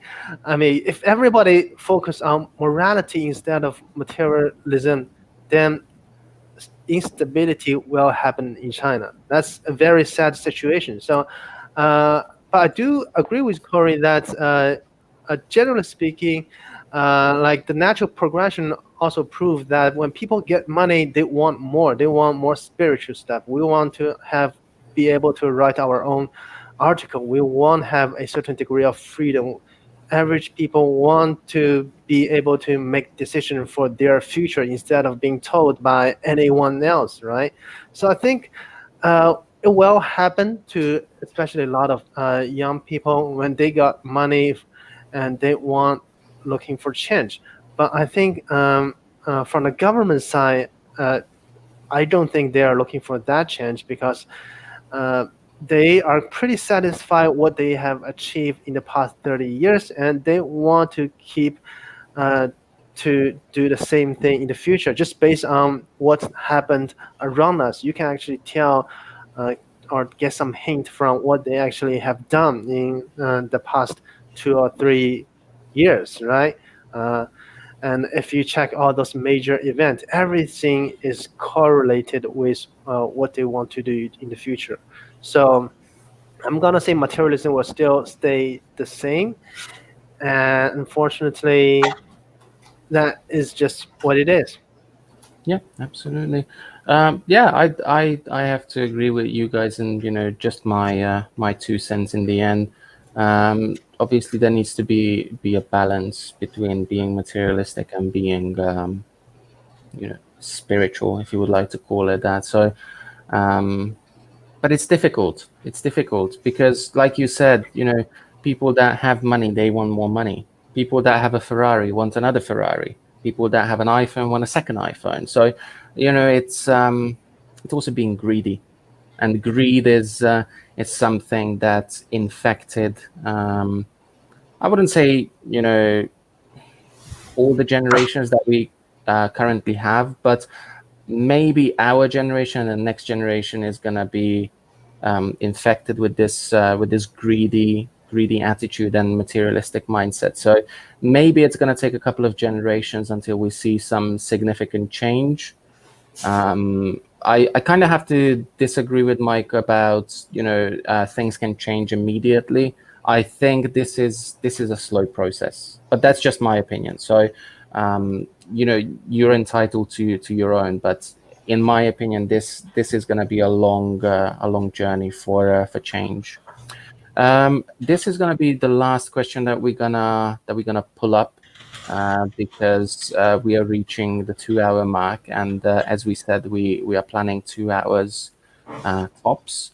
So Froggy asked an interesting question. Do you think that the money as culture has hurt traditional Chinese culture? And that is a very historical question. So any history teachers here, Chinese history teachers, that can elaborate on Chinese history or predict the future? Do you think money as culture has hurt the traditional Chinese culture? Is there an influence on Chinese culture from the past? Anyone wants to go first on this one? Very simple answer. It's very sensitive. I don't think money hurts the culture of the traditional Chinese culture. It's the communism and the Marxism hurts the traditional Chinese culture. So let me ask you a question there. So China got robbed several times in history, and they tried to colonize China, and they took artifacts and artwork and money and valuables from China over time in the past. Do you think that had an influence on China when it comes to materialism? Do you think that because of that, Chinese people and Chinese culture is more materialistic because they are trying to get those things back? I Is that a think reason behind it? from the history, the traditional Chinese culture was attacked by the Mongols at the first during the Yuan dynasty. Then later on, it was the Qing dynasty. The Manchurian came to the central area of China, and it hurts the traditional Chinese Han culture. And I don't think the colonial period has some kind of hurt or wipe out our traditional Chinese culture. So I'm not very good at history, but this is what I understand at least. Yeah, I think actually money is part of the Chinese tradition. Our parents' generation try to collect wealth, and they tend to save those wealth for their future generation. So I agree with Mikey. I don't think money actually break Chinese tradition, but instead, like communism or those Marxism, they don't actually belong to Chinese culture, and especially during the Cultural Revolution era, that's where Chinese traditional culture got totally destroyed. So I think I can answer one of your question you asked me before, like what's the difference between people from mainland China and Taiwan? That is, in Taiwan, I can actually see the traditional culture we have been taught in those uh, Chinese textbook from our history lesson, but you can't actually find it in China anymore. But they largely preserve it in Taiwan. So that's one of the big issue. Absolutely. Corey, anything to add? Yeah, as someone like that lived in Japan and spent time in Japan, I really was amazed how well they mixed their culture and how they mixed their daily life and moving into the future. And that's one thing that I had really noticed about Taiwan was Taiwan is really good at that too. Taiwan has managed to keep that culture, and I was really shocked the first time I went to Taiwan because I was like, this is more China than China. I was like, when I first came to China, that's what I expected. I expected all those really cool, taken care of temples. And then like I walked into China and there were like these huge buildings. Like I was like, where's all the temples and all those parks that Guelo 60 loves so much? And and then eventually they built those parks. But I was amazed when I went to Taiwan because I was like, there's just so much culture in Taiwan, and maybe it'll make some people angry. But I think if you're one of those people that are searching for Chinese culture, I think you should go to Taiwan. I think if you want to see technology and future and that type of stuff, I think mainland China is great for that type of stuff. And I do think, without going too much into detail, because I do realize that two of you guys are in China. Yes, I agree. I think that Big Brother has had a big part in throwing a lot of that away and getting rid of it because it wanted to create its own culture, right? And that is the culture that it's going to portray. As far as money, being in China, I think yes, but I think that sometimes as a Western perspective, we look at that negatively too. Whereas if I think like a hongbao or something, like even though it's money, like it's not, that doesn't mean that like you're necessarily greedy, that you're necessarily materialistic. A lot of people, will just give hongbao away for the holiday, and it'll be like one or two. It's not like, here's 6,000 renminbi. Like that's, it doesn't happen that way. So I think that it is a part of the culture, and I don't necessarily think that it's all bad, right? I think sometimes it's just good fun. So I think now we preserve those small things like zongzi and eating like a little bit zongzi, like a dragon boat and these kind of Like things. Our Chinese lantern that you can, dumpling, yeah. yeah, yeah.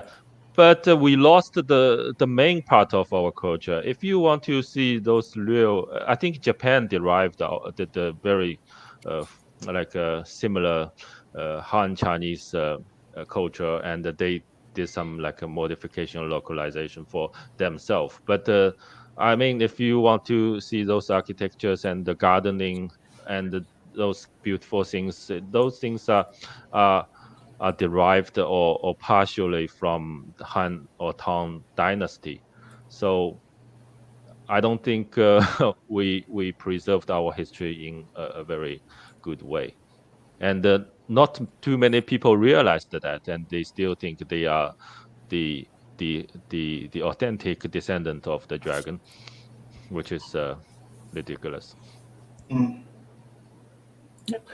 So Simon, you pulled up a comment here in our private chat. Before we jump into that one, and I promise that's going to be the last one, because we really need to, finish up this stream. As much as I would love to do this for another hour, unfortunately, some of us have other things to do. Now, Freestyler39 says, Zach, please tell Simon that I love his videos. There you go, double thumbs up. But Thanks, he can't keep calling himself an average Chinese guy when he's married to a Taiwanese wife.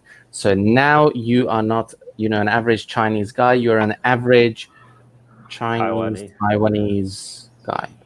Is that a thing? Is that okay to say? I don't think so. I still consider I am ordinary Chinese. Still, even I have a maybe a different experience from many other Chinese living in China, but still, I would say because I received all my education before graduate school in China, and I lived in China so long, so I still consider I'm an ordinary Chinese student, and I also want to represent those Chinese who are share the same value as me, but they can't share their views in China. I think I would like to speak up for them. So yeah, I am an ordinary Chinese dude, and I think Mike will also agree with me. Yeah. So. All right, so let's quickly run through the comments. So I really appreciate this honest and open discussion. Yeah, that's what we're all about. We don't discriminate. We don't have any problem. Simon, you're so handsome. Yeah, he is the most handsome out of all of us. Yeah. Thanks for the comment. This is how real communication happens between East and the West. Fact. All right, so the last question for today, and so sorry about this, guys. Whoever's watching on whatever channel, this is going to be the last question for today, because we have other things to do. In the future, probably next week. I'm going to put this out right here. Maybe next week we can do another one, if you guys feel like it, because it seems like people like it. And, maybe we can have another person on. People requested to have China Bill. People requested to have Serpent Zade or Lawa 86. I think they are a bit too big for us. I'm sorry. I think they're a bit too big for us. But maybe Corey can hook us up, because he knows them. So you never know. I think it is a possibility that next week we're going to have another one. I think, it's up to you guys. I'm very happy to host it again. The stream is here. I'm very happy to do the comments and everything. And next week we can fix it up, and we can actually have all the comments show up, because I just figured out what the problem is and why we can't see it. So we can definitely figure that one out if you guys feel up for it. But for now, let's jump into that last question, because we are running out of time. Is the cause of materialism the lack of a religious base to the culture? And that is a good cliffhanger, I think, to finish this show on. Mike, would you like to go first on this one? It's too difficult. Maybe It's too Corey, difficult. No. So, Corey? Maybe Simon or Corey. Or Corey? Yeah, Simon or Corey? So I'll start by saying that I'm an atheist, and I think religion is like, right? I don't believe it, but I think it's interesting in Western society how religion has shaped our society. Even if we don't believe, like it is still shaped our society. Certain beliefs, certain ideas certain things are kind of universal in the whole world. Like, like you shouldn't kill people. I think everyone knows that pretty much. But I think that there are some ideas and things that I've noticed as a Westerner that maybe for some Chinese people, not all Chinese people, it's like a thing of just because someone else did something doesn't mean that you should do it too. And some of those types of things that we've learned in the West, maybe from religion, doesn't exist in China. And actually, that was one thing that I thought was very interesting about China when I first went there, was because for me, like I said, I dislike religion, so I went to China and found out that maybe people were more spiritual, I guess you would say, right, than religious per se. And I found spiritually China was great in that way. But religiously, it's difficult to be super religious in China, right? So yeah, Absolutely. Simon, would you like to, share your opinion on this one? Yeah, I'm gonna say the degree of, materialism exists everywhere in the world, but the level of materialism we have in China is probably way higher than a lot of religious country or area. Especially, we talk about the positive side of materialism, but today we don't have enough time to talk about the negative side of materialism, right? So actually, traditionally in China, we do have like Buddhism, we have Taoism. So traditionally people in China believe those, like it's called 因果报应. They believe the cause and also what kind of things, what you do will reflect what you will have in the future. We also traditionally Chinese people also believe in afterlife. So if you ever come to Taiwan, like my family from my wife's side, they all believe those kind of things. So they will say, hey, you shouldn't do a certain type of thing A, B, C, because it will affect you in the future. And also if you ever have an afterlife, and or if you have another life after this one, then the things you do in this life will cause something. If you do some negative thing, then it will cause some bad luck in your future life. So people believe in that kind of like 因果报应 is in Chinese. I don't know how to translate it in English, but in China we don't have that anymore. We still have it, but just majority of people don't believe it anymore. So that's why people will do all kind of thing to achieve successfulness in China. So just like 2 or 3 months ago, there's a coffee shop chain company called Luckin, which is basically the Chinese Starbucks. They just make up their own revenue in order to go list on the American market, right? Also, we have those fake vaccine, fake milk powder. It is just due to the materialism and the lack of religion we have. So yeah, I want to say those two things definitely correlate with each other. Absolutely. Mikey? Once again, just a short answer. I think the religion like Taoism and Buddhism now it goes too very fluffy on the surface of the belief system itself. I visit a lot of temples. People just go there, burning the incense and burning a candle and put it somewhere, pray for fortune or good luck for their life. But they do not focus on the main part, which is the spiritual part and the belief and the inner build or anything else.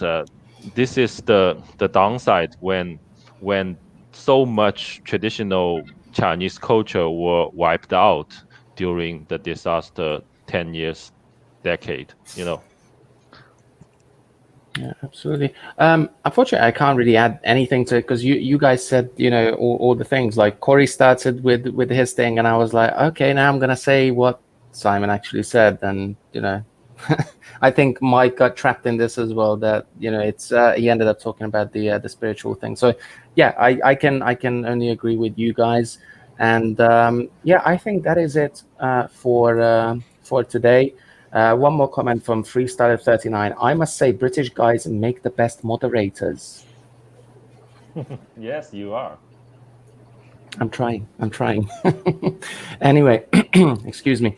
Anyway, so do you guys want to plug your channels one more time? Corey, do you want to plug yourself one more time on the stream so people can find you and subscribe to you? Sure. Yeah. So, like I said, PrimeInChina is my channel. Most of the content is me talking about propaganda from shills, as you would call them, here on YouTube, and just me debunking it.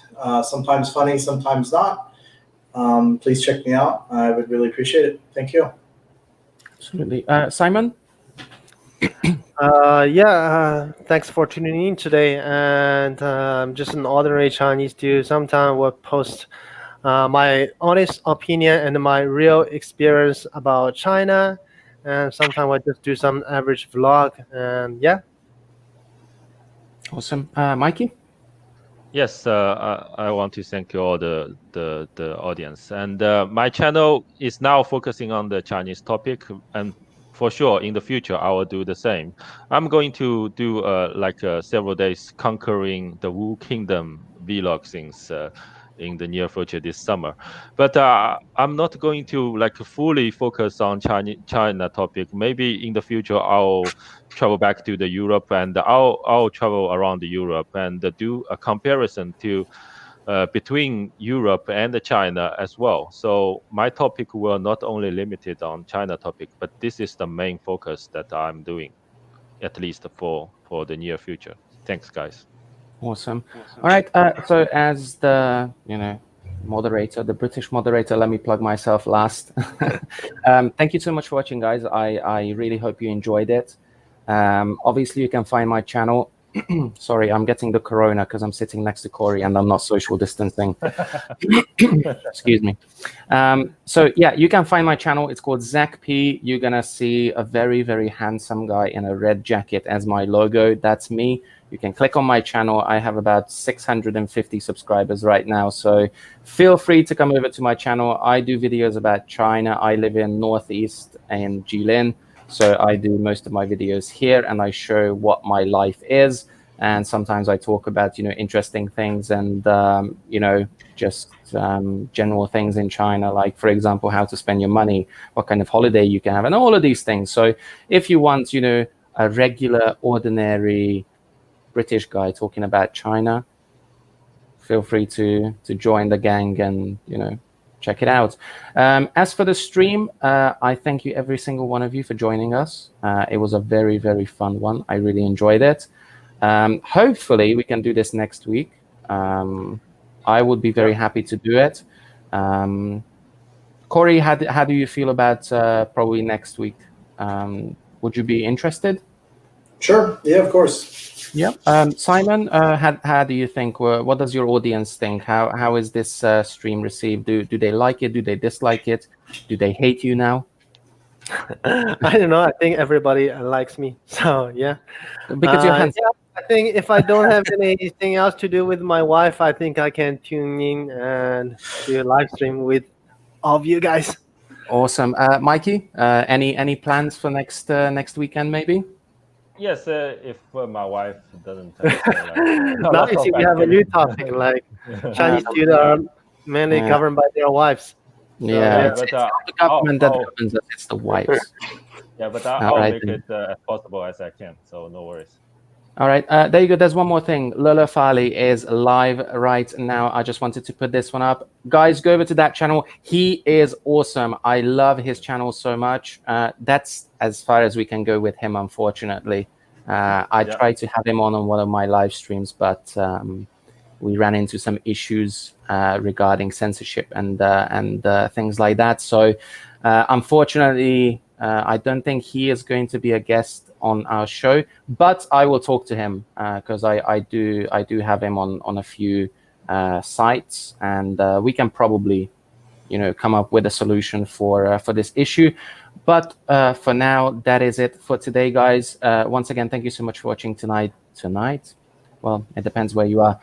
Today's live stream, I hope you enjoyed it. And make sure that you subscribe to all the channels, like all the videos, leave a comment, leave a like, share the videos and all those things. And we will see you guys next week, hopefully. Goodbye.